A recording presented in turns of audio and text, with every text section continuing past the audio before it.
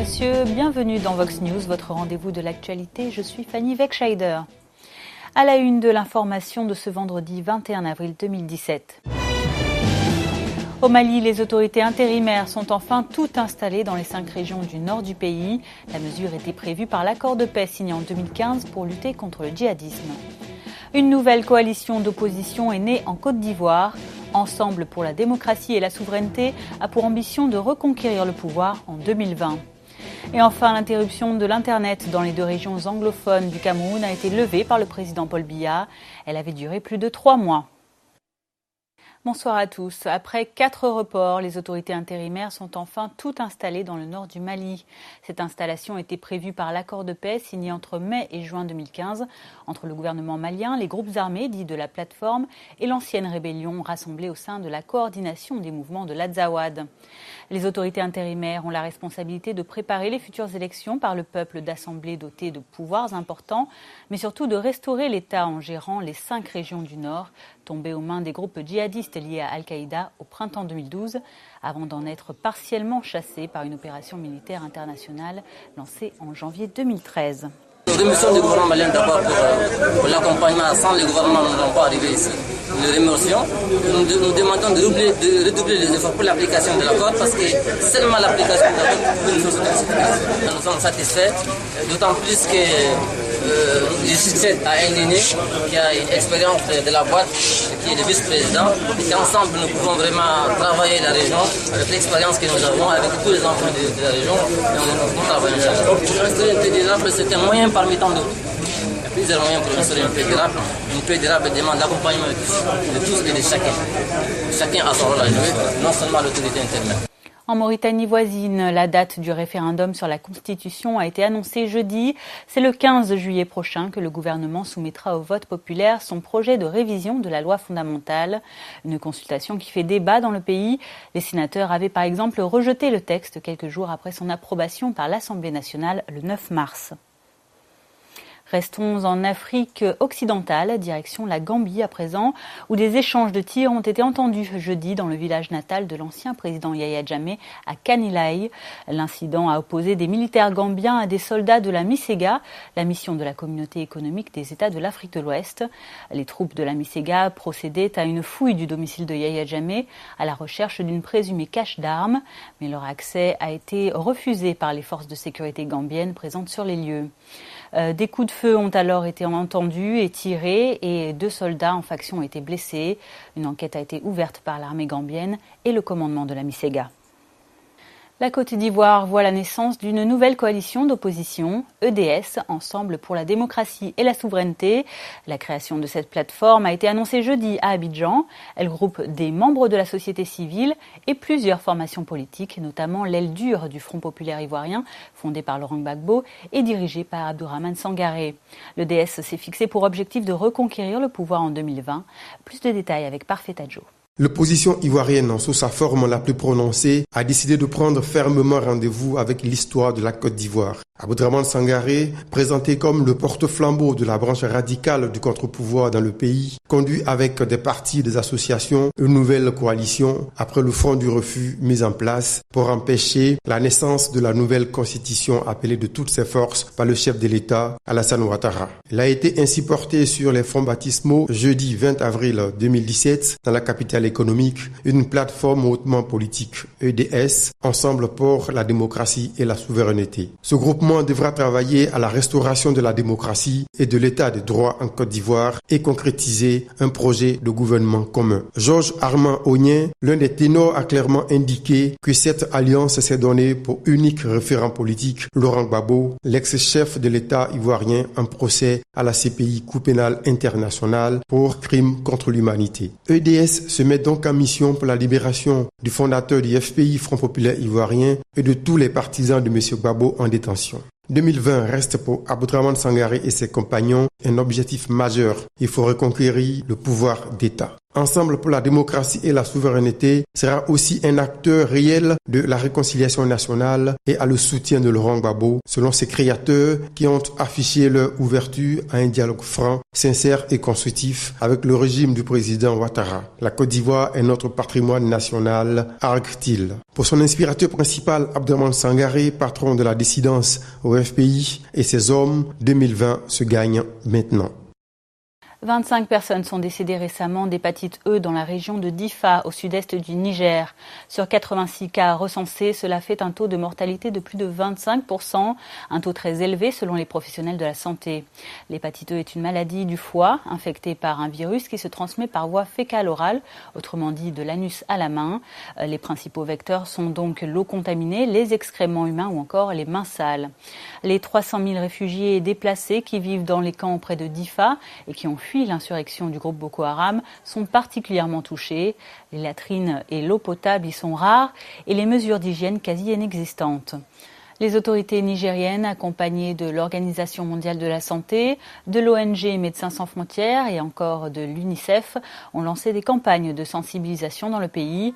Ils prennent en charge gratuitement les malades, en majorité des femmes enceintes. Les principaux signes de l'hépatite E sont la fièvre, les maux de tête, les vomissements, les douleurs abdominales et les urines de couleur foncée. De l'autre côté de la frontière, le Nigeria et une autre épidémie, celle de méningite, une maladie contagieuse qui frappe le nord du pays depuis 5 mois. Le bilan des personnes qui en sont décédées continue de grimper. Ce sont maintenant 745 morts qui sont à déplorer, selon l'annonce faite mercredi par le Centre national nigérian des surveillances des maladies. Plus de 8000 cas suspects ont été recensés au total, presque entièrement localisés dans 5 États du nord du pays, Zamfara, Sokoto, Katsina, Kebbi et Niger. Le groupe d'âge le plus touché par la méningite à méningocoque englobe les enfants de 5 à 14 ans. Ils représentent environ la moitié des cas recensés, selon l'Organisation mondiale de la santé. Une vaste campagne de vaccination a été lancée par les autorités le 5 avril. Et dans la capitale Abuja, les responsables du service de santé s'alarment de l'épuisement des stocks de vaccins. Vous pouvez voir le problème que nous avons en ce moment. Certaines écoles parlent déjà d'empêcher certains enfants de revenir. Nous avons recensé 32 cas la semaine dernière. Nous avons 32 cas suspects de méningite dans la capitale. Nous comptons aussi 6 décès et 2 cas confirmés, dont un de Sokoto. Nous n'avons pas assez de vaccins. Le peu de vaccins qu'on m'a dit d'utiliser hier sont finis. D'autres pays vendent le vaccin. Ici, nous n'avons même pas de vaccin à vendre. Toujours au Nigeria, plusieurs dizaines de parents des filles enlevées à Chibok par Boko Haram il y a 3 ans ont manifesté mercredi à Abuja. Ils se sont dirigés vers la villa présidentielle pour appeler Muhammadu Buhari à tenir sa promesse de sauver les 197 filles toujours détenues par les islamistes. Eh bien, je suis surprise qu'il y ait une protestation par les parents des filles de Chibok.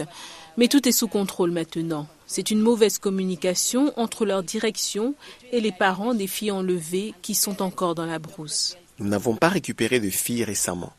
Mais la dernière fois, ils en ont ramené 21 et les autres sont encore dans la brousse. Il n'y a pas de communication. C'est pour cela que nous sommes venus chez Monsieur le Président. Qu'il nous indique le lieu où sont retenues nos filles. En Afrique centrale, le tribunal militaire de Yaoundé a annoncé jeudi le report au 24 avril du verdict dans le procès du journaliste camerounais Ahmed Abba. Le correspondant de Radio France Internationale en langue haoussa est poursuivi pour non-dénonciation d'actes de terrorisme, apologie et blanchiment d'actes de terrorisme. Arrêté fin juillet 2015 sur des soupçons de collaboration avec les islamistes de Boko Haram, il continue désespérément de clamer son innocence. Ses avocats dénoncent des mauvais traitements subis dans la prison de Yaoundé, tandis que les médias camerounais s'inquiètent pour la liberté de la presse dans le pays. Pour que le tribunal se prononce sur la culpabilité, ils sont arrivés ce matin, ils ont vidé le délibéré sur la culpabilité et ils ont déclaré notre client non coupable des faits d'apologie et de terrorisme, qui était l'infraction principale en fait de compte dans cette affaire. Et ils ont retenu 2 infractions que je considère comme des infractions accessoires, c'est-à-dire le blanchiment des produits de terrorisme et la non-dénonciation. Ces 2 infractions présupposent qu'il y ait eu acte de terrorisme consacré. Or, dans ce dossier, l'infraction pour laquelle le parquet devait établir l'acte de terrorisme a été retirée par le parquet lui-même. Donc dès lors, on ne voit pas très bien comment on a pu arriver à retenir une infraction accessoire qui est le blanchiment de produits de terrorisme. Je pense que ce sont des jugements qui en fait ne règlent pas les questions de fond. Parce que quand même une accusation de terrorisme est une accusation extrêmement grave. Et il faut de ce point de vue-là apporter des preuves incontestables. Moi qui suis ce procès jusqu'au début, et lorsqu'on sait qu'au Cameroun on a la loi 2014 sur le terrorisme qui pèse sur la tête des journalistes comme une épée de Damoclès, on se pose des questions, comment est-ce que nous allons travailler?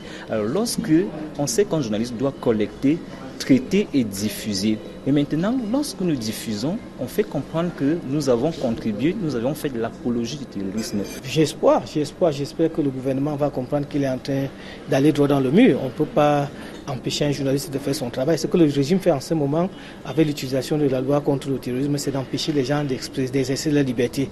La liberté d'expression au Cameroun également en question depuis la coupure il y a plus de 3 mois de l'Internet dans les régions anglophones du pays.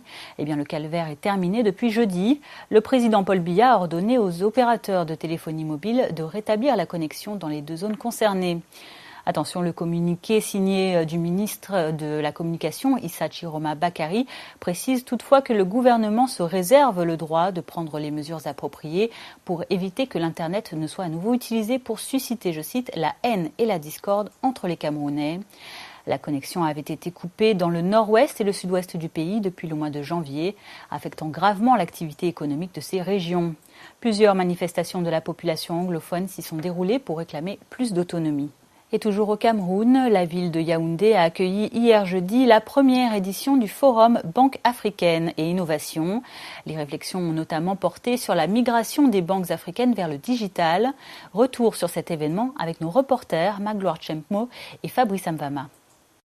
Le digital, au cœur du développement du secteur bancaire africain. Le constat a été fait ce jeudi 21 avril 2017. Le prétexte, un forum sur la banque africaine et l'innovation. Les enjeux sont immenses. De fait, les banques africaines subissent une pression sans nul autre pareil. En cause, l'arrivée de nouvelles formes de bancarisation, à l'exemple du mobile banking, qui fait fureur sur le continent. Thème retenu, le secteur bancaire africain à l'ère du digital. Effectivement, l'évolution des banques dans le secteur du numérique est d'un enjeu capital pour le développement de notre pays.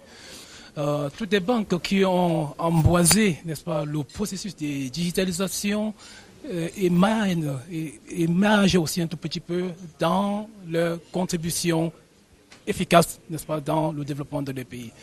Dans ce sens, il est important pour nous, de l'Afrique et aussi du Sahara, de pouvoir suivre ces pas. Mais quand il parle de suivre ces pas, ce n'est pas suivre un à un, mais de pouvoir effectivement embrasser ces concepts et de voir comment l'adapter dans notre concept camerounais ou africain en général. Au cœur du forum, les conférences. À chaque fois, les intervenants analysent les défis, mais également les enjeux du numérique pour le secteur bancaire africain. Comme ici, sur le panel des acteurs institutionnels, ils dressent un état des lieux de l'inclusion financière en Afrique. Alors nous avons plusieurs mécanismes d'intervention que nous utilisons au niveau du FAIAS et ces mécanismes s'adressent aussi bien au secteur public qu'au secteur privé. Alors dans un premier temps au secteur public pour permettre la création d'un environnement favorable pour le développement des activités aussi bien des banques que des opérateurs économiques. Donc, en ce sens, nous intervenons aux côtés des États membres de l'institution en qualité de garant des crédits mobilisés pour réaliser des investissements ou bien en tant que facilitateur à travers ce que nous appelons la bonification de taux d'intérêt pour alléger en fait le coût des crédits. Banque africaine et innovation, une occasion donnée aux entités financières africaines de démontrer leur savoir-faire en matière d'intelligence artificielle. Au terme de ces échanges, les parties prenantes sont tous d'accord sur un point. L'innovation est un élément clé dans la migration du secteur financier africain vers le digital. En République centrafricaine, la rencontre est historique. Depuis jeudi, l'ensemble des 14 groupes armés du pays est réuni autour du président Faustin Archange Touadéra. Au centre des discussions, la mise en place effective du programme de désarmement, démobilisation, réinsertion.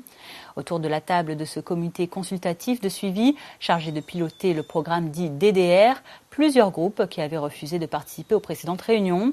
Parmi eux, le Front populaire pour la renaissance de la Centrafrique de Noureddine Adam est représenté par Lambert Lissané. Et également présent Maxime Mokome, le chef d'une branche des anti-Balaka. Le programme DDR concernerait environ 5000 combattants. La grande majorité serait accompagnée vers un retour à la vie civile après une réintégration dans leur communauté à travers des activités agricoles ou d'élevage.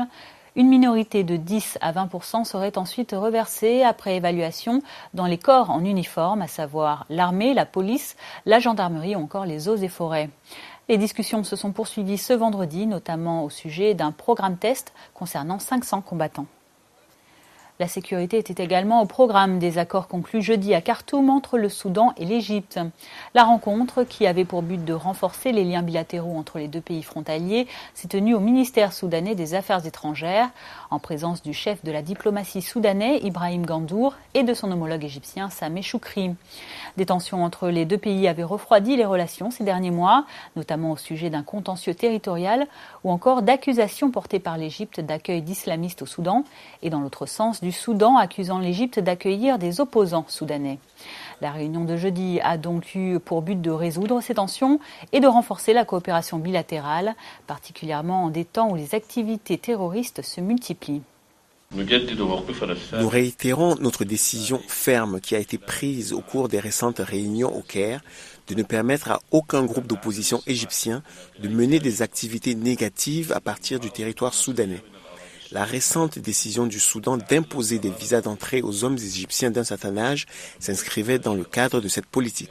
Il est important d'échanger des informations entre les organismes de sécurité afin de renforcer la confiance entre eux, afin de ne pas aider les groupes d'opposition de nos deux pays et en particulier les groupes armés. Nous travaillons main dans la main avec nos frères soudanais pour renforcer les liens profonds entre les peuples de la vallée du Nil. Un regard rapide sur les scènes régionales et internationales met clairement en évidence notre besoin de coopérer sur des questions régionales et internationales face aux dangers des activités terroristes qui connaissent une montée dans la région et dans le monde. À l'extrémité australe du continent, un accident de la route a tué 20 écoliers ce vendredi à 70 km au nord de la capitale sud-africaine, Pretoria. Les défunts sont des élèves d'école primaire. Ils ont succombé à de graves brûlures causées par l'accident survenu sur une route départementale et qui a impliqué le minibus scolaire et un camion. D'autres enfants blessés ont été sortis du bus en feu. Ils ont été soignés sur place avant d'être transportés dans plusieurs hôpitaux de la zone. Les causes exactes de l'accident ne sont pas encore connues. À l'international, ce vendredi marque la fin de la campagne électorale pour la présidentielle française, dont le premier tour se tiendra ce dimanche 23 avril. Un événement a cependant causé l'annulation par plusieurs candidats de cette dernière journée de campagne. Un attentat survenu jeudi soir en plein cœur de la capitale Paris, sur la prestigieuse avenue des Champs-Élysées. Un policier a été tué par des tirs à l'arme automatique portés par un homme. Un autre policier a été blessé, ainsi qu'une touriste allemande plus légèrement. L'assaillant avait délibérément ciblé son attaque sur un quart de policiers. Il a été abattu après s'être échappé à pied. L'agresseur a été identifié. Il s'agit d'un Français de 39 ans, du nom de Karim Chorfi, et qui réside à Chelles, en banlieue est de Paris. L'homme était connu de la police et de la justice et il avait effectué plusieurs séjours en prison, principalement pour des attaques sur des policiers. L'attentat a immédiatement été revendiqué par l'État islamique. L'enquête se poursuit notamment pour savoir si l'assaillant, qui semble avoir agi seul, a bénéficié ou non de complicité. Quelques témoins racontent ce qu'ils ont vu. On a entendu des tirs et on a vu une masse de gens descendre des escaliers de la FNAC et qui nous ont bousculés, on était obligés d'aller vers le fond et on ne pouvait plus en sortir. Ils ont tout de suite fermé les portes. Moi, comme je dis, j'ai marché, j'ai remonté les Champs-Élysées de l'autre côté du trottoir. Vraiment, ils étaient de l'autre côté on était parallèles entre moi et les policiers.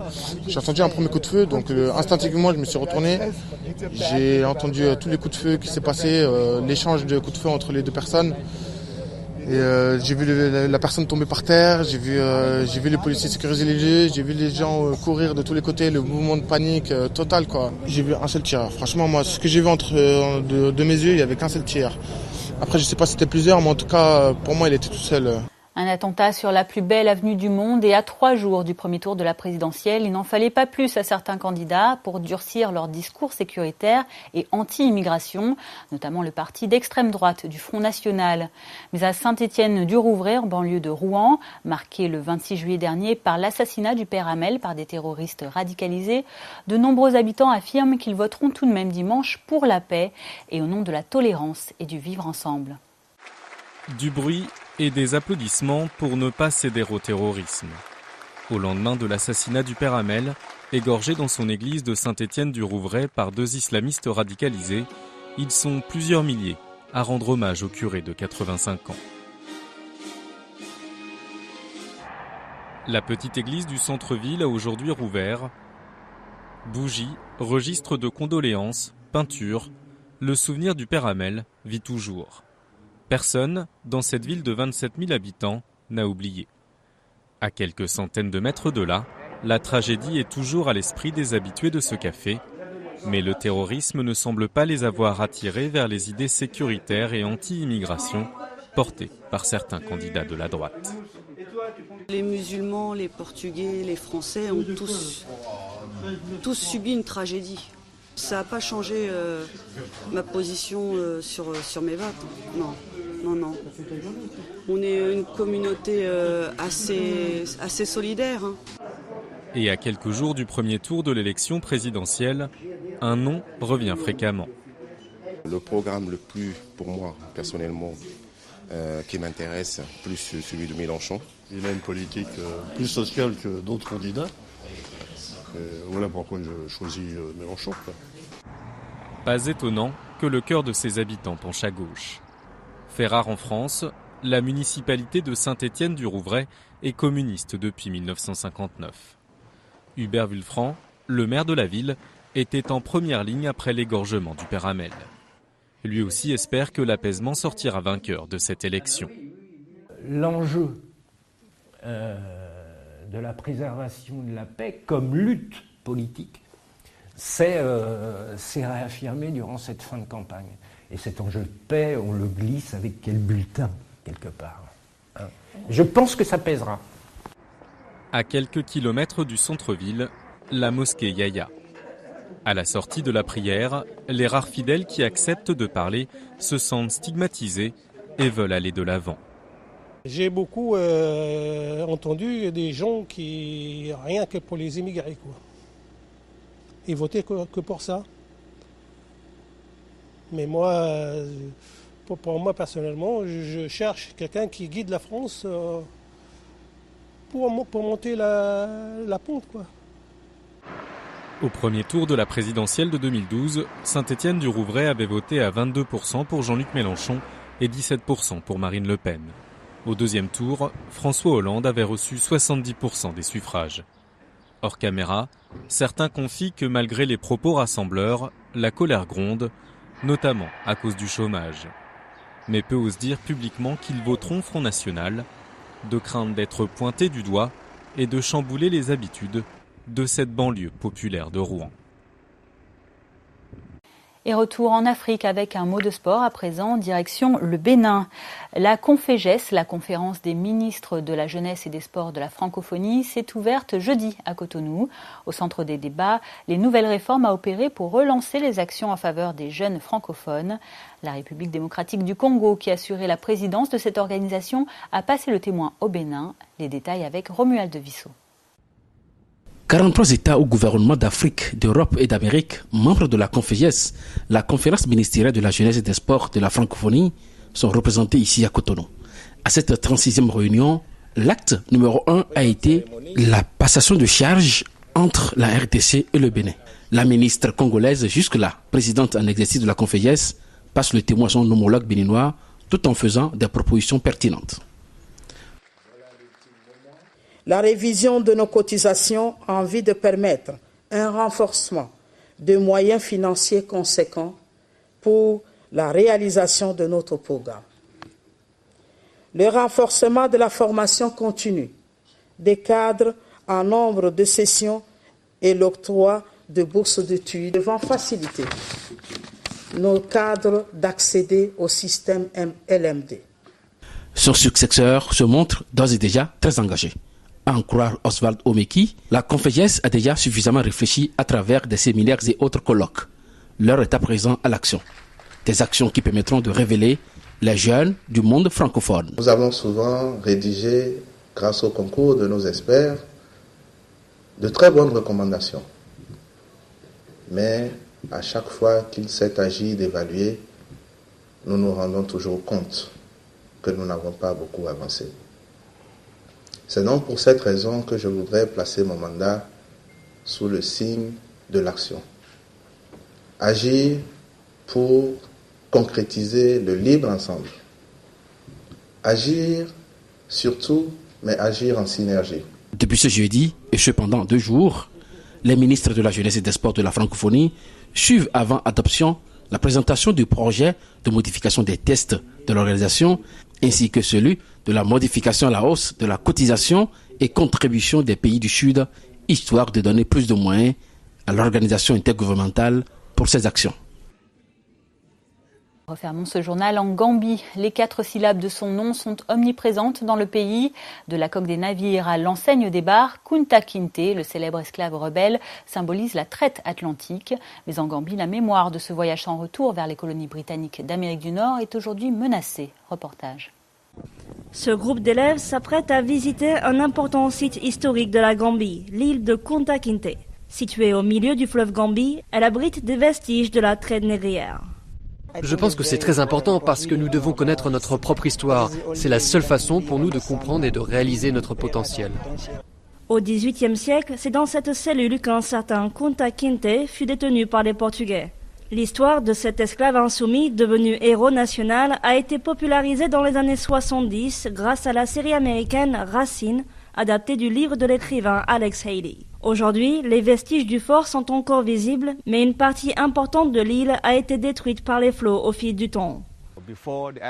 Avant, l'île était très grande, 6 fois plus grande.